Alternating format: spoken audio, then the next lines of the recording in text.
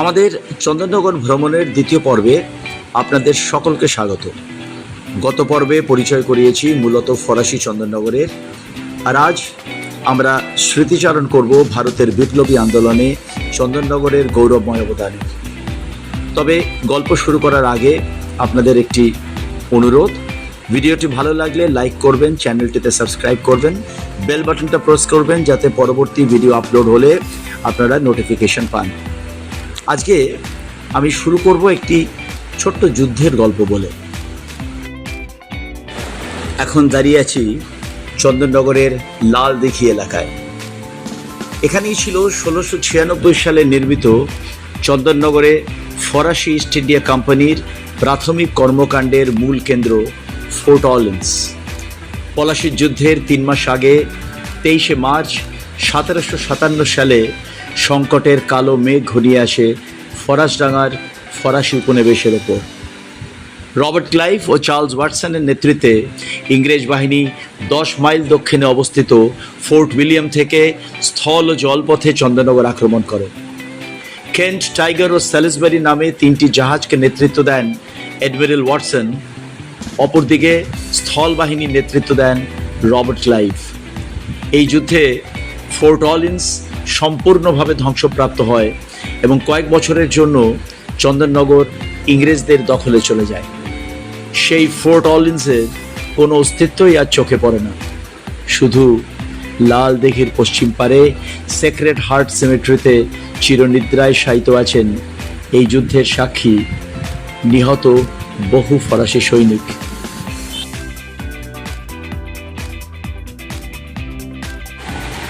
লালদিঘির ধারে কিছুটা সময় কাটিয়ে এবার আমরা পাড়ি দিলাম খানিক দক্ষিণে স্ট্র্যান্ডের অদূরে দুর্গাচরণ রক্ষিত রোডে অবস্থিত নন্দদুলাল জিউর মন্দিরে।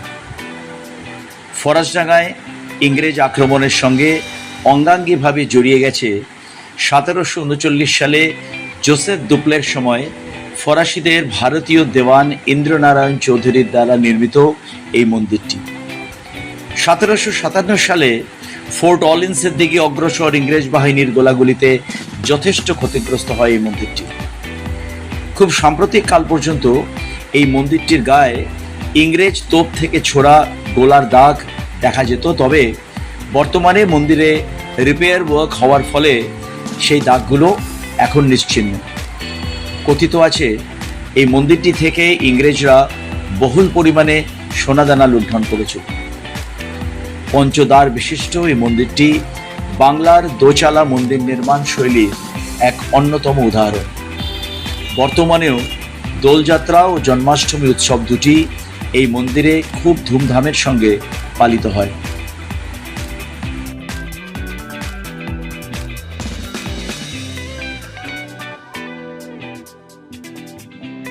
বন্ধুরা, এখন আমরা দাঁড়িয়ে আছি চন্দননগরের বড়াইচণ্ডীতলা ঘাটে। 19শে ফেব্রুয়ারি 1910 সাল সম্ভাব্য ব্রিটিশ গ্রেপ্তারির আগাম সংবাদ পেয়ে ঋষি অরবিন্দ কলকাতার বাগবাজারের বিচালি ঘাট থেকে জলপথে পাড়ি দেন তৎকালীন ফরাসি উপনিবেশ চন্দননগরের উদ্দেশ্যে। 20শে ফেব্রুয়ারির ভোরে এই বড়াইচণ্ডীতলা ঘাটে তাকে স্বাগত জানান তার একান্ত গুণমুগ্ধ শিষ্য শ্রী মতিলাল রায় এবং চন্দননগরে ঋষি অরবিন্দের 1 মাসকালীন অজ্ঞাতবাসে তিনি তাকে নিজ গৃহে আশ্রয় দেন। 31শে মার্চ এই ঘাট থেকেই ঋষি অরবিন্দ চিরতরে বাংলা ছেড়ে পাড়ি দেন পণ্ডিচেরির উদ্দেশ্যে।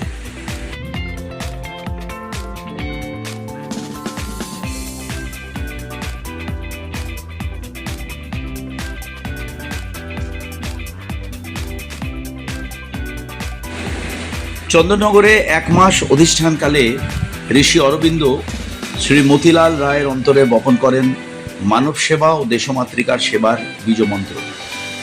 1920 খ্রিস্টাব্দে শ্রী মতিলাল রায় স্থাপন করেন প্রবর্তক সংঘ। একাধিক বিদ্যালয় ছাড়াও দেশ নির্মাণের কাজে গঠিত হয় স্বদেশী ব্যাংক, স্বদেশী কাপড়ের মিল, কৃষি খামার ইত্যাদি। আর অবশ্যই এর সঙ্গে চলতে থাকে ভারতে বিপ্লবী আন্দোলন প্রসারের নিরলস প্রচেষ্টা। শীঘ্রই রাসবিহারী বসু, মনীন্দ্রনাথ নায়ক কানাইলাল দত্ত প্রমুখ বিপ্লবী এসে জড়ো হন প্রবর্তক সংঘের ছাতার তলায়। এইখানেই মনীন্দ্রনাথ নায়েকের হাতে তৈরি হয় সেই বোমা যেটি 1912 সালের 23শে ডিসেম্বর রাসবিহারী বসুর নির্দেশনায় নিক্ষিপ্ত হয়েছিল দিল্লিতে বড়লাট লর্ড হার্ডিঞ্জের ওপর। পরবর্তীকালে কবিগুরু রবীন্দ্রনাথ ঠাকুর, কাজী নজরুল ইসলাম, নেতাজি সুভাষচন্দ্র বসু, মহাত্মা গান্ধী সহ আরও অনেক মহাপুরুষের পদধূলিতে ধন্য হয়েছে প্রবর্তক সংঘের পুণ্য প্রাঙ্গণ। আপনারা চাইলে চন্দননগরের বোরাই চণ্ডীতলায় অবস্থিত মতিলাল রায়ের বাড়ি ও কর্মস্থল অবশ্যই দর্শন করতে পারেন। মানে ক্যাপিটালটা তো চেঞ্জ হয়ে গেল, ক্যালকাটা থেকে হয়ে গেল দিল্লি। 12 সালে চলে গেল। এইবারে হাতির পিঠে চেপে ওই লর্ড হার্ডিঞ্জ আসছেন, আর এইখানে তখন ঠিক এইখানে বোমাটা তৈরি করছে কে? মনীন্দ্রনাথ নায়েক, সেই সময়কার এমএসসি ভদ্রলোক। তিনি এই পেছনে বাড়ি, এখানে তো বিপ্লবীরা গিজ গিজ করছে সব বাড়ি বাড়ি। তো ওই মনীন্দ্রনাথ যেটা তৈরি করলে নিয়ে গেল কে? রাসবিহারী ঘোষ। কার হাতে দিল? বসন্ত কুমার বিশ্বাস। বসন্ত কুমার বিশ্বাস একটা মহিলার পোশাক পরে, একটা শাড়ি পরে, মাথায় ঘুমটা দিয়ে রাজপথে দাঁড়িয়ে রইল, হাতির পিঠে চেপে গভর্নর আসছে, দাঁড়া। এত বড় একটা কাজ, কিন্তু অদ্ভুত ব্যাপার, সেই সময় কেউ ধরা পড়ল না। পরবর্তীকালে বসন্ত কুমার বিশ্বাস ধরা পড়লেন, ফাঁসি হলো। আপনার কানাইলাল দত্ত, তার তো এইখানেই তো তার মানে সমস্ত কর্মক্ষেত্র। এখানটা মহাত্মা গান্ধী বসে আছেন, আর এ পাশে আমাদের সঙ্গগুরু মতিলাল রায় বসে আছে, আর এই দুদিকে আমাদের সঙ্গের মেয়েরা চরকা কাটছে। এটা 1926 মহাত্মা গান্ধী এসেছিলেন। এটা দেখুন মাঝখানে মহাত্মা গান্ধী বসে।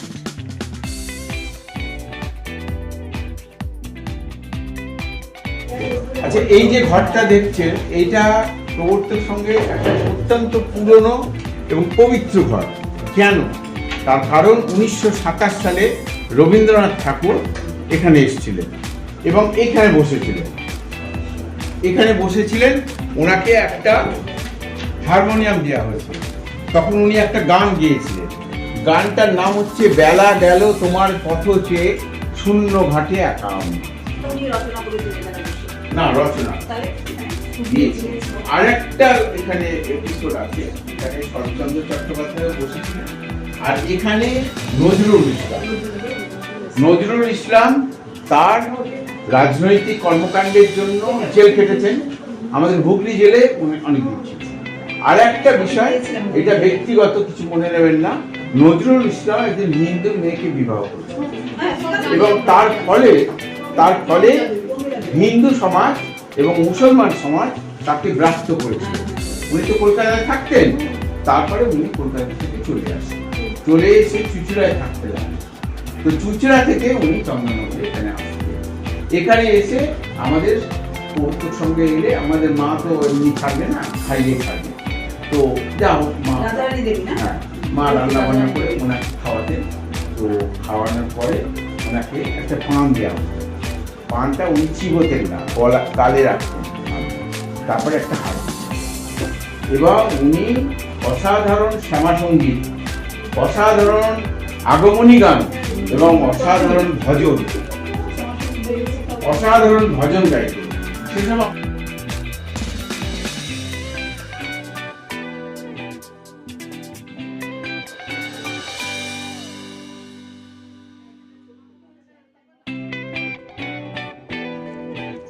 এবার আমরা অগ্রসর হলাম বিপ্লব তীর্থ প্রবর্তক সেবাশ্রমের মূল মন্দিরের দিকে। গঙ্গার তীরবর্তী অঞ্চলে শান্ত স্নিগ্ধ পরিবেশে অবস্থিত এই মন্দিরে খানিকটা সময় অতিবাহিত করলে এক অপূর্ব তৃপ্তিতে ভরে উঠবে মন। চন্দননগর ভ্রমণের এক অবশ্য দ্রষ্টব্য স্থান এটি।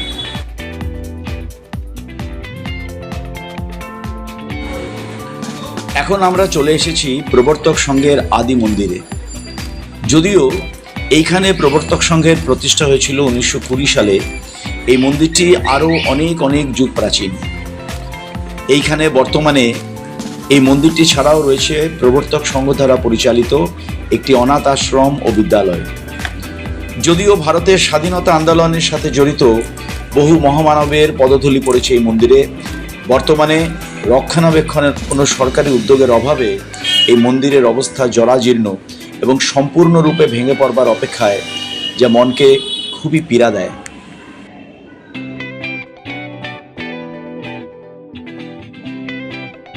দেখুন, প্রথম কথা, যে জায়গাটা দাঁড়িয়ে আছি অত্যন্ত বিপজ্জনক একটা মন্দির, কিন্তু খুব দুঃখ এবং হতাশা থেকেই ব্যক্ত করছি যে বর্তমান যে প্রবর্তক সংঘের মূল কেন্দ্র, অর্থাৎ যেখানে প্রবর্তক সংঘের প্রতিষ্ঠাতা মতিলাল রায় সাধন ক্ষেত্র হিসেবে উল্লেখিত, সেই মন্দির আজকে জীর্ণ, আজকে ভগ্ন প্রায়।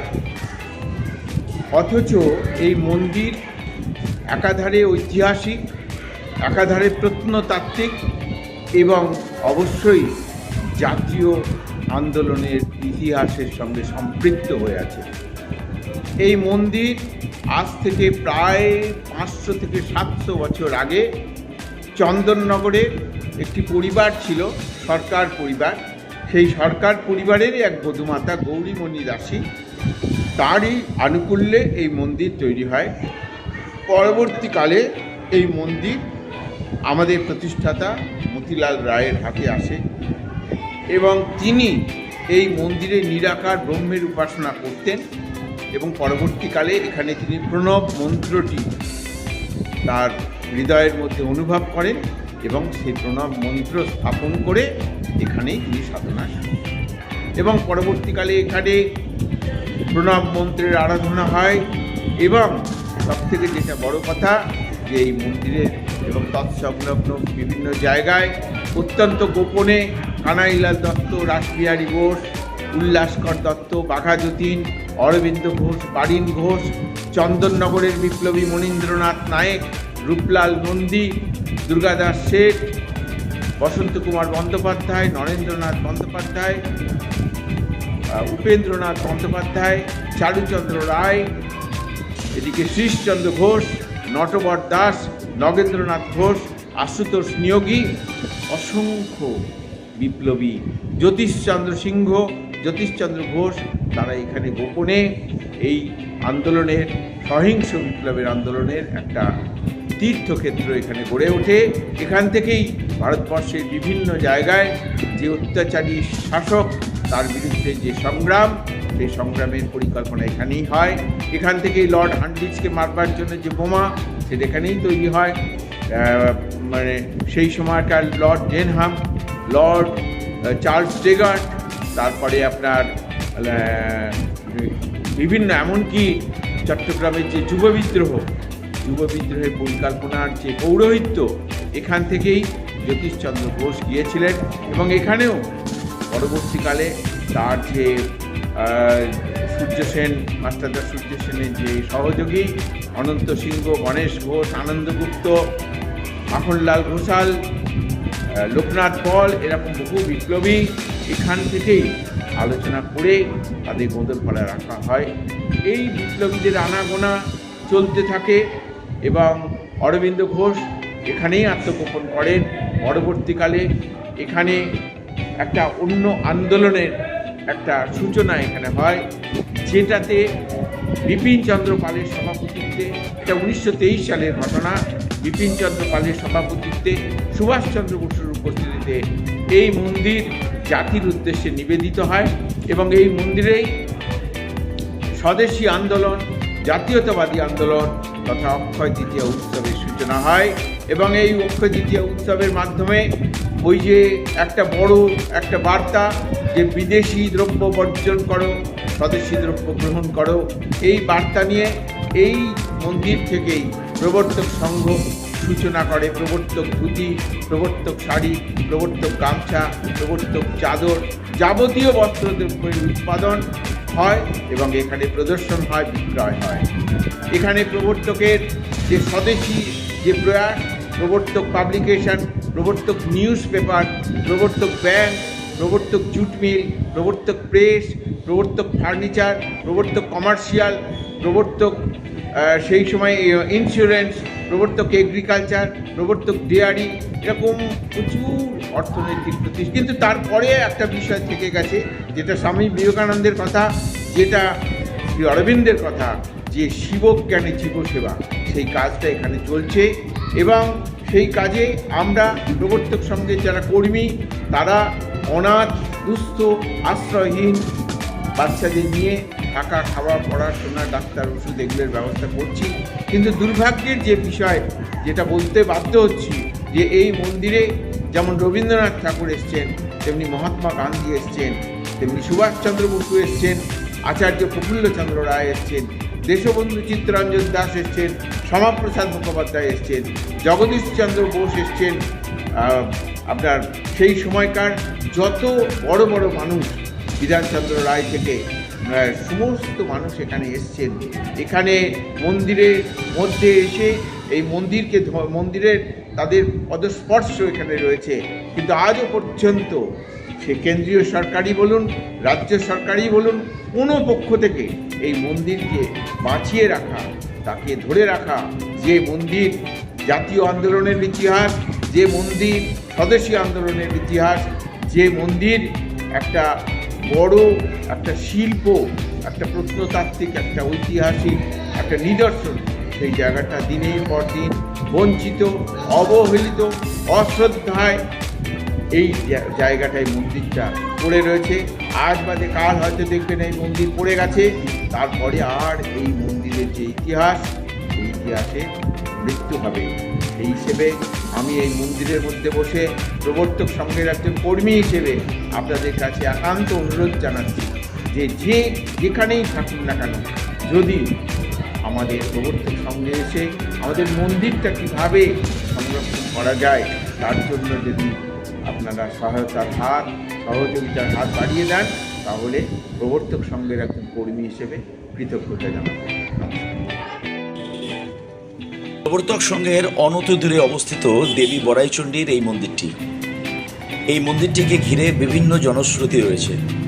অনেকে বলেন প্রায় 500 বছর আগে সিংহলে বন্দি পিতাকে মুক্ত করবার উদ্দেশ্যে শ্রীমন্ত সওদাগর দেবী বড়াইচণ্ডীর এই মন্দিরটি প্রতিষ্ঠা করেন। আবার শোনা যায় চাঁদ সওদাগর বাণিজ্য যাত্রার আগে এই মন্দিরে পুজো দিতেন। সংস্কার কার্যের ফলে মন্দিরটির প্রাচীন রূপ এখন অনেকটাই অনুপস্থিত, তবে পাশ থেকে লক্ষ্য করলে এর জোড় বাংলা নির্মাণ শৈলী বোঝা যায়। এই মন্দিরটি প্রায় সারাদিনই ভক্তদের উদ্দেশ্যে খোলা থাকে। বড়াইচণ্ডীতলা ছেড়ে কাছারিঘাট উদ্দেশ্যে যাত্রাপথে গেলাম বিপ্লবী আন্দোলনের আরেক পবিত্র মন্দির, জিটি রোডের ওপর অবস্থিত শহীদ কানাইলাল দত্তের বাড়ি। 31 অগস্ট 1908 সালে প্রেসিডেন্সি জেলের ভেতর রাজসাক্ষী নরেন্দ্রনাথ গোস্বামীকে হত্যার দায় মাত্র 20 বছর বয়সে ফাঁসি হয় কানাইলালের। চন্দননগরে আমাদের শেষ গন্তব্য গোন্দলপাড়ার কাছারি ঘাটের কাছে প্রায় 300 বছর পুরনো মণ্ডল বাড়ি। 1752 খ্রিস্টাব্দে এক বর্ধিষ্ণু ব্যবসায়ী কেষ্টমণ্ডল দ্বারা নির্মিত এই মণ্ডল বাড়িটি পারম্পরিক বাঙালি ও ফরাসি নির্মাণশৈলীর সংমিশ্রণে নির্মিত। মণ্ডলদের নুনের গোলায় কর্মরত ছিলেন অ্যান্টনি ফিরিঙ্গি। তার স্মৃতিধন্য এই বাড়িটি। উনি বহুবার এসেছেন এখানে এবং গান করেছেন এখানকার নাট মন্দিরে। আশা করি চন্দননগর নিয়ে আমাদের 2 পর্বের এই সিরিজটি ভালো লেগেছে আপনাদের। সঙ্গে থাকবেন আরও অনেক এইরকম ভিডিওর জন্য। নমস্কার ও ধন্যবাদ।